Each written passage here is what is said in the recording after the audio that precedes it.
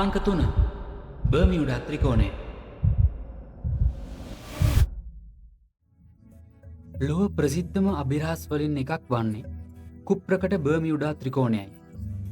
යක්ෂයාගේ ත්‍රිකෝණය යන අනුවර්තන නාමයෙන් හඳුන්වන මෙම බර්මියුඩා ත්‍රිකෝණය මියාමි සහ පෝර්ටෝ රීකෝ වලින් මායිම් වී ඇති අතර නැව් ගුවන් යානා සහ මිනිසුන් අභිරහස් ලෙස අතුරුදහන් වන ස්ථානයකි.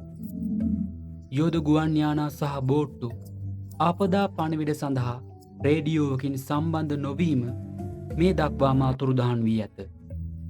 සමහර න්‍යායන් පවසන්නේ අඩිසේයක් දක්වා ළඟාවන බලවත් රළු මුහුදුරල නැවක් හෝ ගුවන් යානයක් පිළිබඳ සියලු සාක්ෂි විනාශ කරන බවත් ඒවා හදිසිය අතුරුදහන් වීමට හේතු වන බවත්ය.